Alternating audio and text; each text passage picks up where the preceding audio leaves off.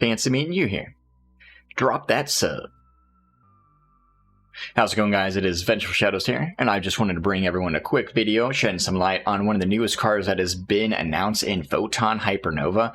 Real interesting card, real interesting effect. I'd like to go over it today and see if we can see anything that's going to be affecting the meta or any tech in the future, and that is Repeated Land Transaction. Now, it is a normal spell card with, again, quite an interesting effect, so we're going to go over that, make sure everyone understands the full effect, and then some cards that will be seeing some potential play with this card coming out. Now again, Repeated Land Transaction, normal spell. You target one face-up card in the field zone, and then you banish it. Then place it face-up in the field zone of the opponent of the player who controlled it. Then you can choose one field spell with a different original name in the graveyard of the player who now controls the first card, and place it face-up in the field zone of the player who controlled the first card when it was banished. Awesome. So, essentially, you activate Repeated Land Transaction. If your opponent has a field spell, you banish it. You place it on your field zone, okay? It's your field spell now. Then, if you happen to have a field spell card in your graveyard, you can place it onto the opponent's field zone, okay? And vice versa. So if you have a field spell card you just want to get rid of or place on the opponent's board, you banish it with this card, place it to the opponent's board, and then if they have a field spell in their graveyard that you want, maybe one you just sent to the graveyard by activating this, you put it on your board, okay? So really interesting card. I think it has a lot of potential to see play. And once again, just want to make sure we were clear on the effects, because you can it's a very interesting effect, can confuse a lot of people. But essentially, you're just ridding the field spell of one of the players, it gets banished, placed on the opponent's board, and then if that player has one in their graveyard, it can be given to the opponent then, okay? If the player who activated this card wants that transaction to happen. So some of the cards I think will be potentially seen or tested with Repeated Land Transaction. Obviously, all field spells. The one that everyone was talking about immediately was Mystic Mine. I'm not too certain that Mine itself would actually be really affected with the transaction.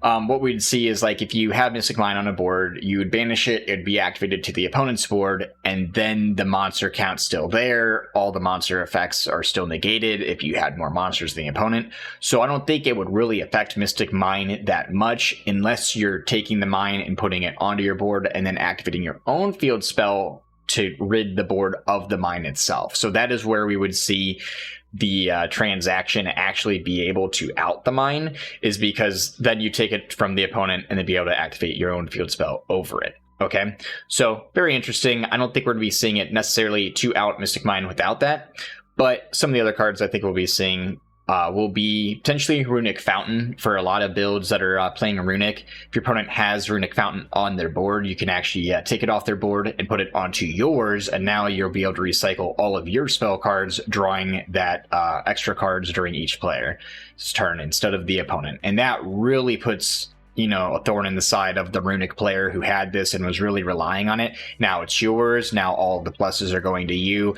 And sometimes that really just shuts down the deck altogether and will be able to just ensure you victory on top of being able to get 3 more cards in your hand. So Runic Fountain, I think, will be kind of like one of the main cards we're seeing that would be placed back and forth from the transaction. So again, I think that's real interesting.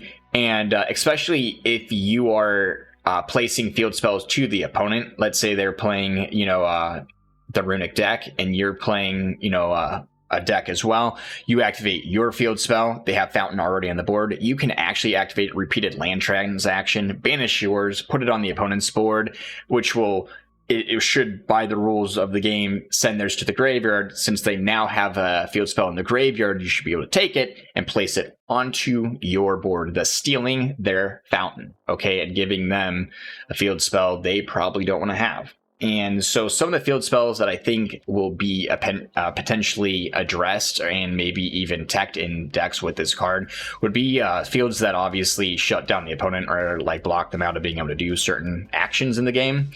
One of the neat ones, this one actually doesn't block them, but it is Golden Castle and Stromberg, and I just want to give a shout out again to Mr. Kodak because he actually mentioned this to me in a chat. So guys, check out Mr. Kodak, he is amazing. but that is Golden Castle of Stromberg, okay? And that is because during the standby phase, the turn player must banish 10 cards from the top of the deck face down, and it is not an optional effect. So with Runic actually being a deck all about decking the opponent out, you can easily give them a Golden Castle of Stromberg, and then if you're in a mirror match against a Runic deck, you can give them the Golden Castle and then snag yourself the Runic Fountain, so you can actually draw into more support cards while banishing their entire deck face down. So I think that could see a lot of play in the Runic build. Another field spell card that's actually pretty decent is Secret Village of the Spellcasters. So if you only control a spellcaster monster, or if you only are the one that is controlling the spellcaster, your opponent cannot activate spell cards. But if you control no spellcaster monsters, you cannot activate spell cards, okay? So if you have the Secret Village yourself, you can activate the transaction, give it to the opponent, assuming you have the spellcaster to activate it, give the field spell to the opponent. So now, even if you don't have a spellcaster on your board, if they don't play any spellcasters in their deck, they're unavailable to play spell cards for the rest of the duel. I think that's pretty strong. I think that's a very good card that some people might even be teching once we have the transaction come out into the TCG. But the main card I also wanted to draw a lot of focus to this video on top of some of the other options we have is the Seal of Oracalcos.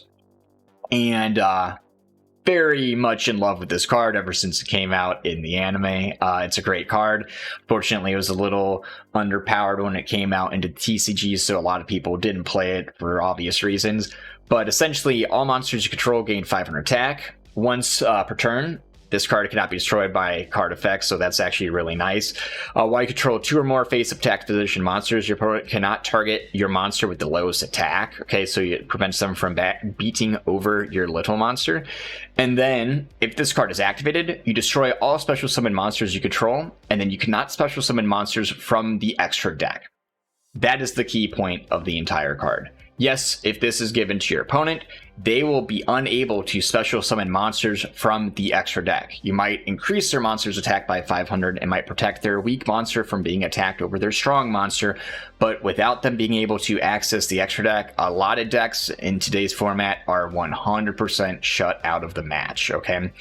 So I think the big thing right here is repeated land transaction can become a nightmare for certain decks if you're putting either Seal of Oracalcos onto their board, or if you're putting a Secret Village of the Spellcasters onto their board. You either block them out of their extra deck monsters or their all their spell card support, as well as potentially milling them 10 cards with the Golden Castle.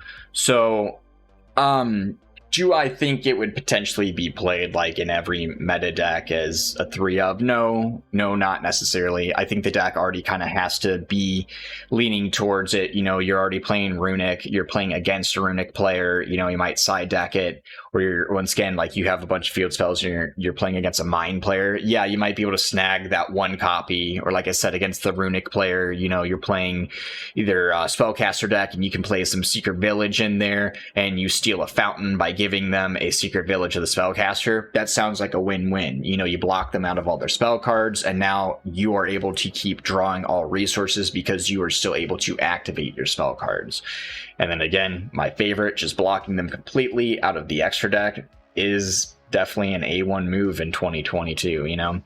So guys, I just wanted to bring just the light onto the newest card coming out in Photon Hypernova, and that is repeated land transaction. At first glance, it's a lot to take in, but once we start dissecting the card, I think we're going to see some uses for it. Maybe not 100% meta changing, but I think we can see this definitely be teched in the future coming to the TCG.